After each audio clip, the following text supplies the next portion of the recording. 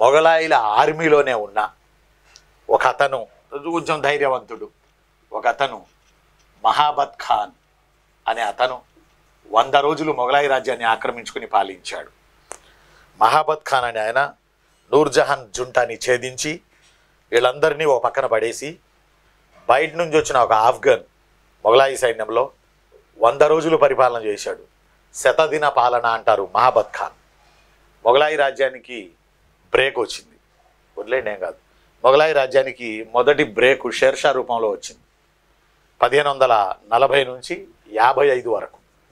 1540 నుంచి 55 వరకు 1540 నుంచి 55 వరకు మొదటి బ్రేక్ వచ్చింది షేర్షా వాళ్ళ వారసుల రూపంలో. రెండవ బ్రేక్ మహాబత్ ఖాన్ 100 రోజులు పాలించాడు మొఘలాయి రాజ్యాన్ని. మహాబత్ ఖాన్ ఇతను ఒక పేరు మోసిన సేనాని. అలానే ఒకసారి పరీక్షల్లో జఫర్ ఖాన్, ఆల్ఫ్స్ ఖాన్, జఫర్ ఖాన్, ఆల్ఫ్స్ ఖాన్, ఖిజిర్ ఖాన్, మహాబత్ ఖాన్ ఈ క్రింది వారిలో భిన్నమైన వారిని గుర్తించండి అన్నాడు. జఫర్ ఖాన్, ఆల్ఫ్స్ ఖాన్, నస్రత్ ఖాన్, మహాబత్ ఖాన్. జఫర్ ఖాన్, ఉల్గు ఖాన్, నస్రత్ ఖాన్ వీళ్ళందరూ ఎవరు? అలావుద్దీన్ ఖిల్జీ సేనానుడు. మహాబత్ ఖాన్ మొఘలాయిల సేనాని, సొంత రాజ్యాన్ని ఏర్పాటు చేసుకున్న సేనాని. మొఘలాయిల సేనాని, సొంత రాజ్యాన్ని ఏర్పాటు చేసుకున్న సేనాని.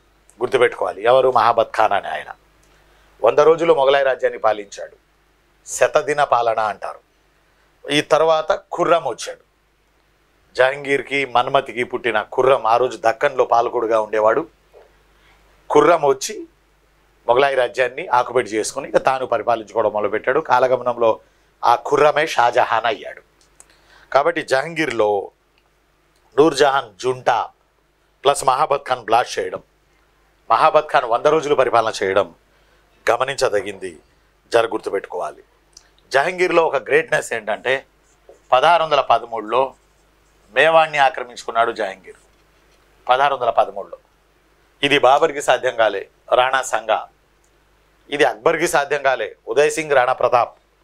కానీ మొత్తానికి జహంగీర్ తన కొడుకు ఖుర్రం ద్వారా మేవాడ్ లేదా చిత్తోడ్ రాజుని ఓడించి, అప్పుడు అమర్ సింగ్ మేవాడ్ లేదా చిత్తోడ్ రాజు, అమర్ సింగ్ మేవాడ్ లేదా చిత్తోడ్ రాజు అమర్ సింగ్, ఈ అమర్ సింగ్ని ఓడించి మేవాడ్ని 1611లో మొఘలాయిలు ఆక్రమించుకొని జహంగీర్ పీరియడ్లో కప్పం కట్టించుకున్నారు. ఆక్రమించుకుని కప్పం కట్టించుకున్నారు. మేవాడ్ని ఆక్రమించుకుని కప్పం కట్టించుకున్నారు.